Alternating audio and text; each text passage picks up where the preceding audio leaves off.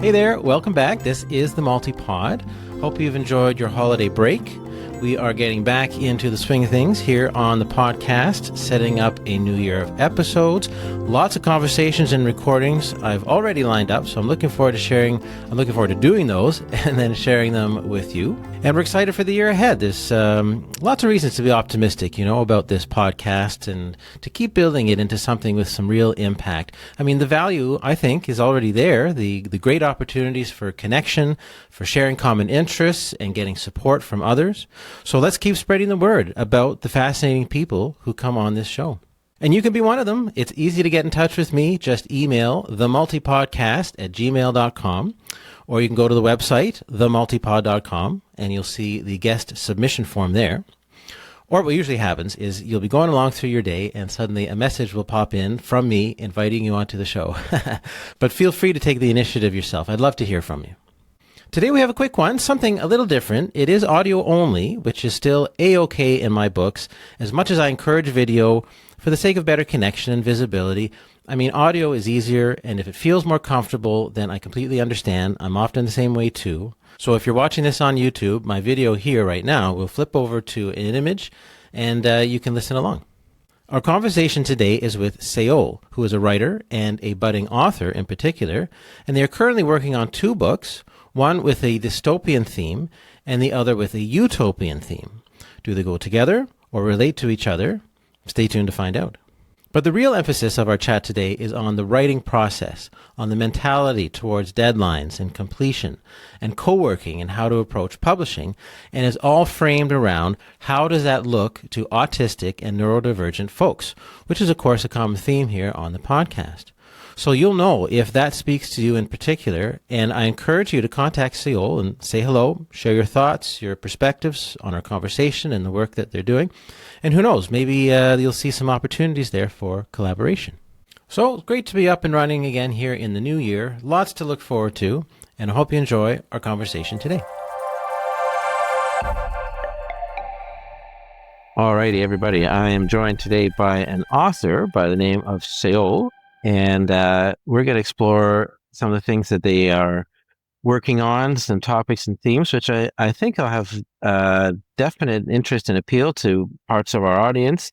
As always, this is the Multipod, and you're encouraged to reach out to our guests and make contact if something really speaks to you, if you want to follow up and make those connections. So thanks, everybody, for joining us, of course, in our conversation. We'll kind of see where it goes, and I hope you feel inspired, certainly, as we go through. So, Céol, can you tell us a bit about some of the projects you're working on as far as your writing? Yeah, so I'm writing a couple of novels. I'm writing some sort of a dystopia, like post-apocalyptic dystopia, where basically it's about people living in a town together the way it was designed by certain people. And I want to make it the story of how not everyone in the town, but how several people in the town start rebelling against the system at like various stages. Like they don't obviously all at once have the same revelation, but like I want to explore basically the different mechanisms at work in all those people that what ends up triggering their wants for a better world and their need for rebellion. So that's one of them. Another one is more of a utopia, but specifically utopia for autistic people and like neurodivergent people. Basically, I'm imagining a world that would work for us as a neurodivergent person myself. Like what world could be, how the world could be to like make us feel welcome, and so that we can work with it more easily, and so that people would flee the actual like normal world to this town that is hidden and that no one knows the location of. And then someone comes in who's not neurodivergent and like So so that's the story of this person and like their discovery of the world, but from the point of view of the people that meet with him rather than from the outsider himself. So it is spoken in the voice of the people themselves, the town people themselves, one after the other. And so I'll be exploring a bit with language and stuff, like how language might evolve in a place like this and stuff. So Interesting. right now I'm having fun inventing a name system for the town inhabitants. Yeah. So are you saying you're coming up with kind of new vocabulary, I guess, and names for things as part of the language? Names for people, because people would drop out their old name and they would have a new name that matches their personality and their needs, and kind of as a tool to like help them and help communicate. You know the way people are called in sign language, right? I They're think all so. like, so for example, I learned Thai language for a very short while, and the teacher who was not deaf had been called by the deaf community something that has the sign singer or singing incorporated in, because he is singing all the time. And so it's kind of like this concept, but like much expanded. Yeah. Okay. So, and is it something that sets kind of modern day contemporary times? Unsure yet, possibly, maybe not. I'm not sure. It would be a very kind of autonomous sound anyways that doesn't really communicate. That does communicate with the outside world, but on a very rare occasion. And I'm still pondering what era to set this in. It's undecided. Right. Interesting. Did you say this is a novel or like a short story? No, this will be a novel. And yeah, when I was talking about exploration of language, I also want to add in some grammatical words that can convey things that aren't usually conveyed in English, but that I feel would be necessary for clear communication. So Right. there will probably be like just nouns of things that are made up along the way as well as needed. But I'm also investigating grammar a little bit. Yeah, neat. Well, tell us a bit about maybe your writing, I guess, background. Like, when did you start writing, and have you ever done anything on the scale of either of these two projects before? No, I Okay. haven't. But I started right. So I started reading very young at the age of like 5-ish. And Mhm. so at the age of 7, I was already like reading plays and novels. And that's when I started writing a few poems. But it was a bit complicated because I was not in a family that welcomed any writing that did not have a reason to be. It was kind of like suspicious to be writing. Like, why would you be writing? So I did not have the opportunity to like write as much as I would have liked until I was at university, basically. Mhm. Although I did a lot of writing in high school, basically, I've recently found some history homeworks that I was given, and we basically had to write short stories set up in the past to like understand what was like before in the 18th century or during World War One or whatever. So that was Yeah. really fun, looking at and reading after all those years. So I had a few teachers that really encouraged me writing and acting, actually, because we also like in language class we did a lot of like little plays and stuff, Yeah.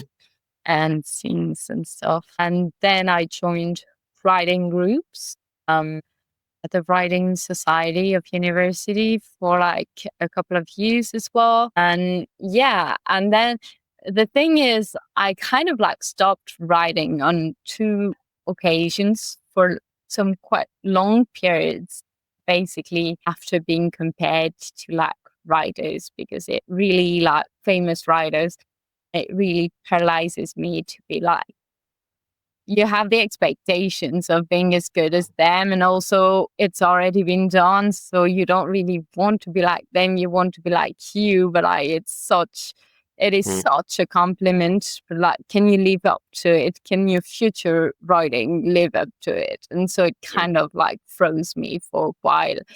And I'm also trying to get like creative writing workshops going, and there is some sort of a pressure to be like, have you published already and stuff? Well, you got to start somewhere. That gave me, even more pressure, even though I'd written a lot of short stories and poems and stuff, but like nothing on the scale of a novel, which is kind of like, I like to do writing, the short story writing that I do. What I like to do is to edit it all in my head first, and then I write it. And then I will go over a couple of edits, like I don't just leave it as is, but it will be minor edits, nothing substantial, because the gist of it will have been done before even like writing, like writing by hand. I also write sometimes on a typewriter that I own, or on my laptop. And so I've been having issues as for like where to start and stuff. And I've joined some sort of like online writing class for neurodivergent people lately. And that's been helpful as to where to get started a little. And also like being like, okay, thinking about your novel is writing, and should count as such. And like working on your name system is writing, because you can't write the novel unless it's done, and so to be like, okay, there is some stuff that I can like pre-do, even if it won't fit into the actual novel. And maybe writing from the perspective of the character that we won't ever hear the perspective of in the novel, but still it's better to like understand his reactions and what he'll do and stuff, and be so try and consider not be like in NaNoWriMo mode, because I always, honestly, I think I tried like 4 or 5 NaNoWriMos and it doesn't work for me. I write something like 1,000 to 4,000 or 5,000 words in the first week or so, and then it's like I need time to build up the world and build up the characters and all that, and it doesn't work. So I feel like I'm actually going somewhere, and it might be a long time before they're done, but they're being worked on, which I was going to say wasn't the case before, but I think somewhere in the back of my mind, it's like,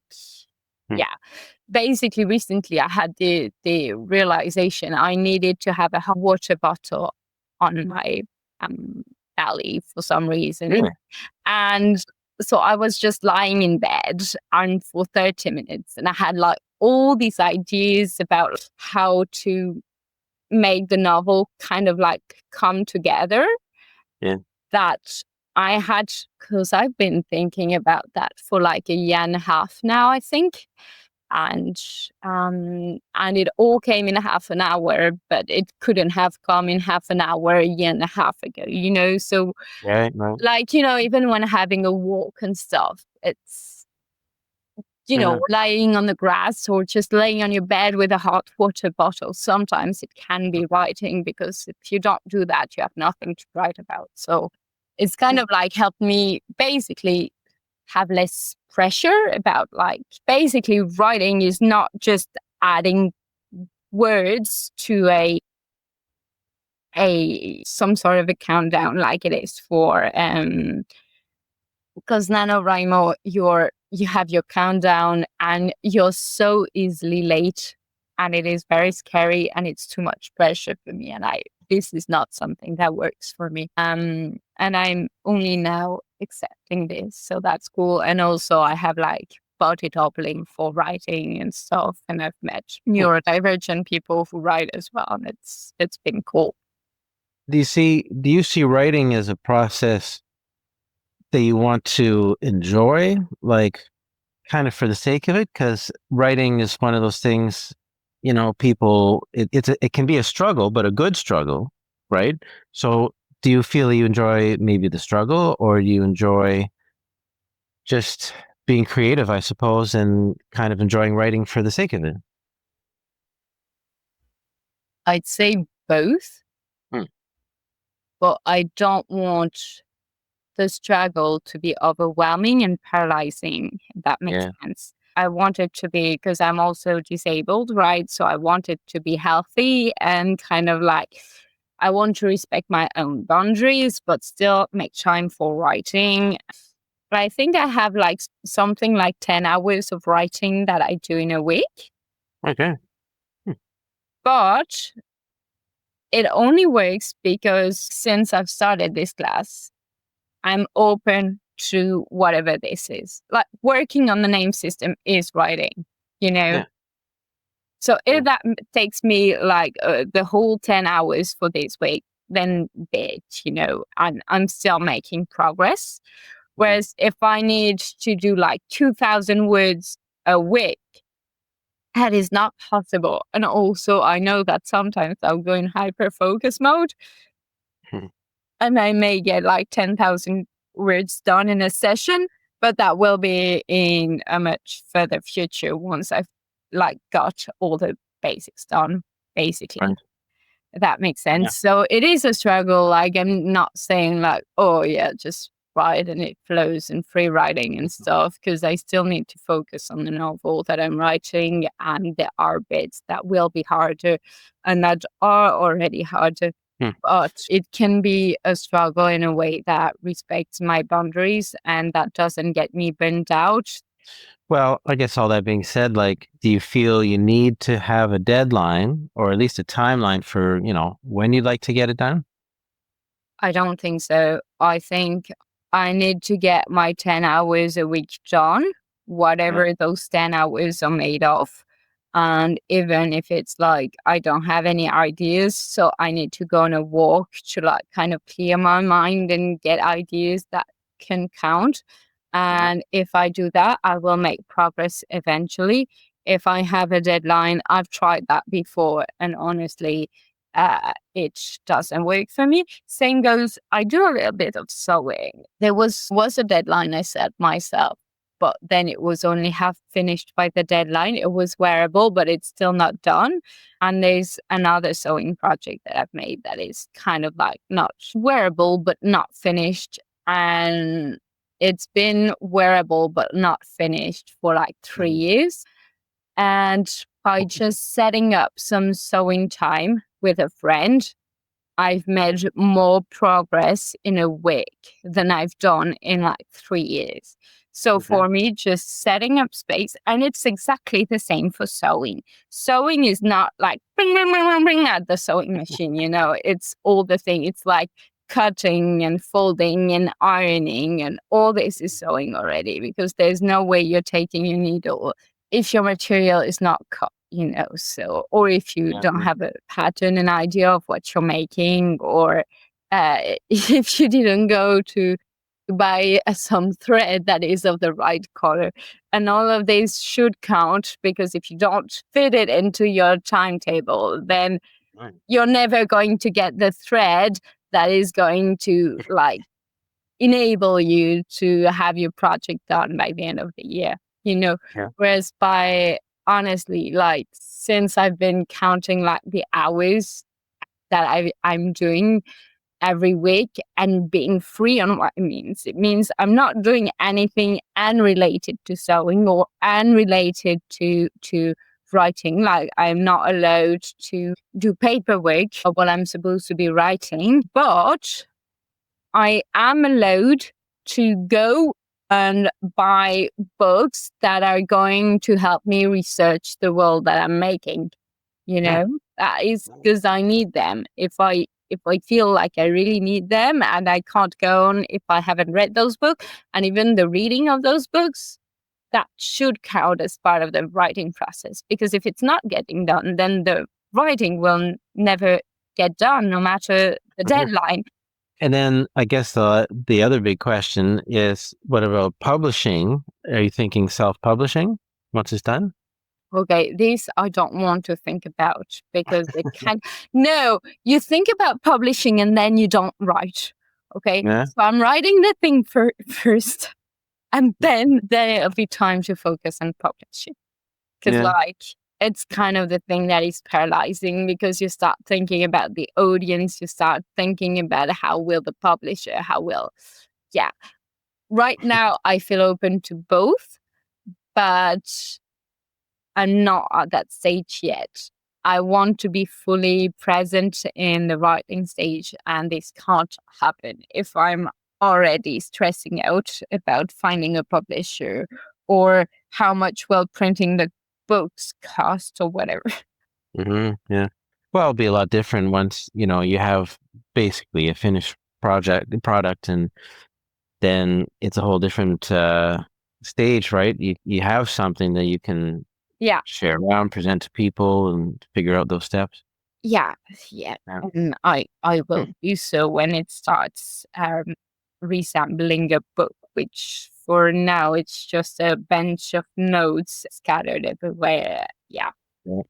Well, is there a way that people can reach out to you if they want to maybe help, if you're interested, I guess, if people help you maybe toss around some ideas or give you some feedback, I don't know, character development or a story or things like that. Like, for sure, if people want to just reach out in general and chat about writing, that's cool. But is there anything maybe in particular with either of these novels, right, that might help you get So some, as I say, make some progress, different perspective and things like that? I do have an email address that people can contact me on if there's anything they want to talk about. Cool. Well, hey, it's been great. I'd love to hear your writing journey and things you're working on. Some fascinating ideas for sure. I mean, whenever it sees the light of day, it'll be really neat to see your novel and the characters and the stories that develop there. And yeah, those themes, I'm sure will speak to a lot of people that are listening here. So encourage people to reach out, say hello. Again, if they want to maybe bounce some ideas off you or help you out, then you're welcome to do that too. So we'll put the email address in the notes here for this episode. And yeah, it's been great chatting and learning what you're up to. Yeah. Thank you for having me. Thanks very much.